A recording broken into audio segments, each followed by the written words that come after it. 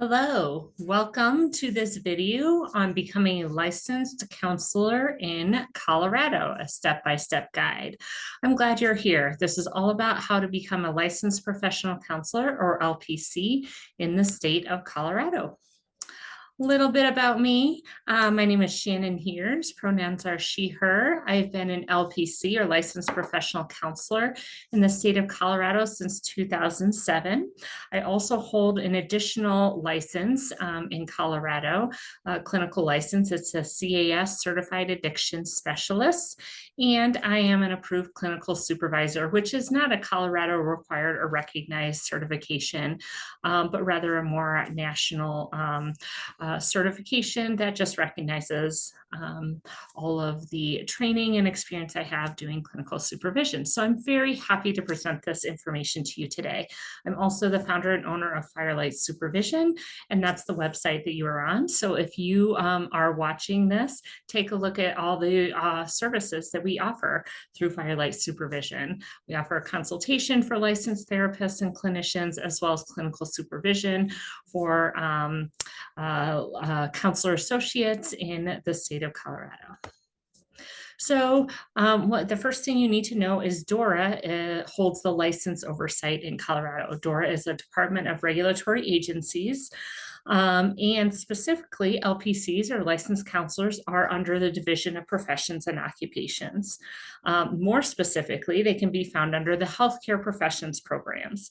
And there are three different choices you have to become licensed as a counselor in Colorado. One is a professional counselor, which is a licensed professional counselor or LPC, and that's what this video is about. There's also an option to become a marriage and family therapist or a licensed marriage and family therapist, LMFT, as well as addiction counselor, and there are two different licenses in that area. Also, today we're mostly going to focus on the LPC license requirements. So as I said, we have three different counselor licenses. So the LPC, under that, you have two different associate or provisional license permits. So the first one is an LPCC, which is a licensed professional counselor candidate. This is what most people will do prior to getting their LPC in Colorado. There's also a very little known option of becoming an LPP, which is a provisional licensed professional counselor. However, that specific license is usually attached to the agency that you're working with and the specific supervisor you're working with at that agency. There are very few, if any, LPs in this state of Colorado. So if you're wondering what route to go, you definitely want to go the LPCC route to get your LPC in Colorado. You can also become an LMFT, and the candidate license for that is an MFTC. And then there's the Licensed Addictions Counselor, LAC, and the CAS, which is a Certified Addiction Specialist. So those are all the different types of counselor licenses in Colorado overseen by DORA.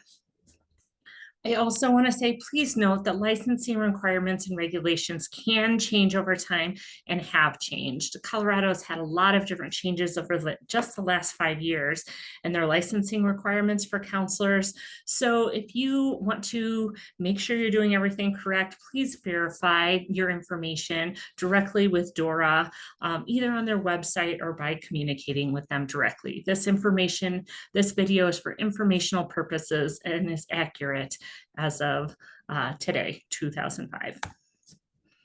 So LPC requirements in Colorado, you must have a master's or doctoral degree in counseling or a related field from an accredited institution. Does not need to be a CACREP accredited institution. You also need to complete 2,000 hours of supervised postgraduate professional experience, otherwise known as your clinical supervised hours. You need to pass a test, either the NCE or the NCMHCE. Either one of those tests are accepted. You have to have a successful completion of the Colorado Mental Health Statutes and Regulations exam, more colloquially known as the jurisprudence exam. And you need to go through a criminal background check. So the different things that the LPCs can do is they can provide counseling services to individuals, families, and couples. They can work in these different settings. So different settings that they can work in but are not limited to include private practice, mental health agencies, schools, and healthcare facilities. So you could work in community mental health, you could work in treatment centers, you could work in residential centers, you could work in nursing homes. There's many, many different settings that LPCs can work in. So going more specifically into the supervised experience requirements, again, LPC, to get your LPC, you must have accumulated the specific number of supervised and clinical hours. So you need 2,000 hours of clinical experience, 300 of those maybe teaching professional counseling at the college level. Most people are not able to claim that benefit of that 300 hours, but if you can, great, do it. 1,500 of those 2,000 hours must be direct client contact. So face-to-face includes in person or telehealth, but directly with clients, families, couples, etc. And it has to be done in a minimum of 24 months. So you have to have at least 24 months of experience or 2 years of experience before you're eligible to get your LPC. Colorado does say that supervision can be done in the following ways. It can be done individual supervision, group supervision, at a ratio of 10 people in the group to 1 supervisor. And supervision can be done in person or telesupervision. So one of the recent changes that we've seen in Colorado is that they did go back to the requirement of requiring 100 supervised hours to get your LPC. More specifically, what DORA says is that 50 hours of supervision is required for every 1,000 clinical hours. So more specifically, of those 50 hours, a minimum of those 25 must be individual supervision. So the other 25 hours can be individual or they can be group supervision. So in total, over 2 years, you can have 50 or more individual supervisions that count towards that 100, but only up to 50% of your supervision hours or 50 hours can be in group. You also must be under the supervision of a qualified supervisor who is licensed in Colorado. So a supervisor can have an LPC, LCSW, LMFT license, but they need to meet the minimum requirements to supervise LPCCs. DORA does specify what those minimum requirements are. It is a combination of training or coursework and supervision, experience in supervision, and having a Colorado license. So how to get started? How do you apply for your LPC? Well, first, what you want to do is create an online account through DORA on the Online Services Portal, is what it's called. Then you want to make sure that you're completing the Colorado Mental Health Statutes and Regulations exam, which is the jurisprudence exam. And then you're going to apply for a new license. It will give you a few options. If you're looking to apply for your LPC, you're going to choose professional counselor. You're going to submit all the information that DORA is asking for and pay the application fee. And hopefully once they have all the paperwork and review it, they should come back and grant your LPC. So once you have your LPC, Colorado does have requirements for continuing professional competency or continuing education, CEUs, however you say it. So, Colorado calls it CPC, continuing professional competency. And it will give you 3 different options when you apply for your LPC, both initially and then every time you reapply, for how you as a counselor want to comply with the CPC requirements. You can choose that you want to do the continuing professional development program. You can choose deemed status, or you can choose a military exemption. I would say most people in Colorado choose continuing professional development program.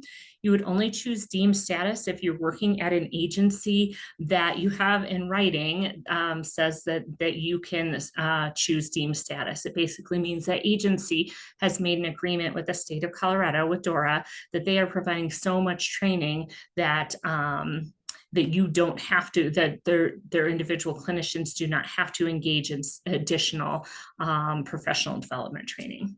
Or you can choose a military exemption, and that's specifically for military individuals and families. So as most people do the professional development program, I'm going to talk a little bit about what that looks like, because Dora will prompt you to do this as you're applying for your LPC. It will say you need to complete a professional practice survey and self-assessment, and there's a link on the website to do that. And then you need to create a learning plan from that self-assessment. It's kind of like an initial assessment you're doing with a client, then you create a treatment plan. Well, you're doing that with yourself with regards to what areas you think your professional development needs to focus on over the next 2 years. So then you create a learning plan on how to get that professional development over the next 2 years.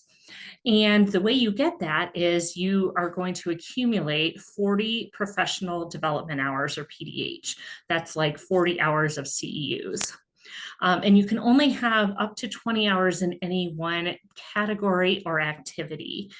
The different activities that Colorado lets you do for your professional development hours includes volunteer service, mentoring, presenting, publishing, supervision, both providing it and receiving it, coursework, and independent and group work. So basically independent and group learning.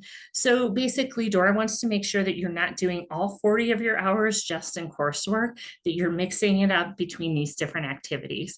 It also gives you information on how to document these activities and what will count towards these activities.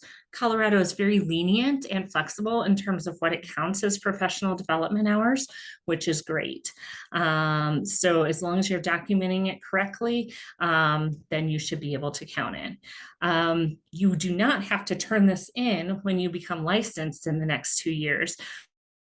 However, you do need to keep it all. You need to keep your learning plan, your survey, your self-assessment, and your learning plan, in addition to documentation of all 40 of your professional development hours. Keep that either digitally on your computer in a folder or in a paper folder somewhere in case you do get audited. And Dora does audit people every couple of years after the licensure cycle for the prior 2 years. So make sure you're keeping that documentation where you have access to it. A little bit more about maintaining your LPC. LPC licenses renew every 2 years on the odd number of years, regardless of when you first got it. So that would be in 2025, we have a renewal period coming up, and then it's 2027. And everyone's renews during a 1-month period. So you have 30 days to renew it from August 1st to 30th of that year. So when you're reapplying for your LPC, again, you're not submitting your CPC hours or requirements, you're testing that you did that. So you're going to go through the whole application again, you're going to answer any questions, you're going to pay the fee, and then just make sure you're keeping track of your CPC requirements in case of an audit. All right, I want to give you some final references. The Dora website, dora.colorado.gov. And remember, you want to look under Colorado Division of Professions and Occupations, and then Professional Counselor. Colorado Counseling Association is also a fantastic resource. They have lots of different training opportunities for counselors throughout the state of Colorado, as well as an annual in-person conference at the end of summer each year.